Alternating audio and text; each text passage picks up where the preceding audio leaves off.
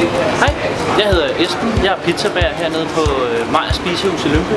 Og i dag der skal jeg vise, hvordan vi laver vores fantastiske pizzaer. Det første vi gør, det er, at vi laver dejen. Så nu vil jeg vise jer, hvordan vi gjorde det i morges. Ja, så er jeg så i gang med at lukke dejen her. Det er noget af det første, vi gør hver morgen. Og hvad skal man sige, det her grundstenen til pizzaen, vi laver senere om dagen, der lavet. Dejen har jeg allerede lægget og hævet lidt. Nu skal den så skæres op, så den kan hæve færdig hver for sig. Og her der er det så rigtig vigtigt, at dejen hverken bliver for sej eller for hård, men heller ikke for blød. For sådan ikke til at arbejde med senere. Så jeg lukker dejen her som små boller, og det er så sat op i kasser og hæver. Først uden for køleskabet nogle timer, alt efter hvor varmt der er. Varme sommerdagen. Så smider vi den hurtigt i køleskabet. Og så står de ellers i 48 timer og hæver. Og så skulle de gerne lave nogle fantastiske pizzaer senere. Det første man gør, når man laver en pizza, det er at man åbner den, så man prikker ligesom skorpen ud, og så tager man forsigtigt med fingrene og åbner hele bunden, og så den får et jævnt lag. I starten er det meget sådan et fingerarbejde, og det er ikke så meget sådan en praksis som i at dreje.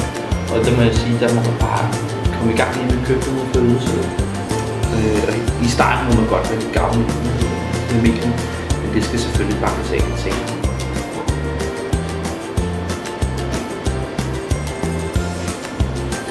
Nu skal jeg vise jer, hvordan man laver en hvid pizza, vores kartoffelpizza. Så først så tager vi noget ricottaost, og derefter så tager vi vores gode mozzarella, som er hovedingrediensen i hver god pizza. Derefter så tager vi vores forstegte kartofler, som vi lige stegt i ovnen med noget frisk rosmarin og en god portion olie. Og til sidst så skal vi så have vores pancetta, det er en italiensk bacon. Det er rigtig dejligt sprødt her.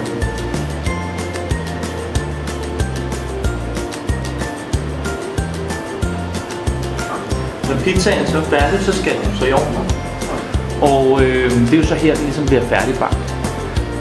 Den skal have 3-5 minutter.